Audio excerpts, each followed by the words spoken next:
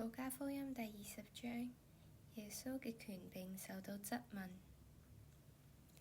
有一日，耶穌喺聖殿裏面教導百姓，宣講福音嘅時候，祭司長、文士同長老上前嚟問佢話：你話畀我哋知，你恃住乜嘢權柄做呢啲事啊？畀你呢個權柄嘅係邊個呢？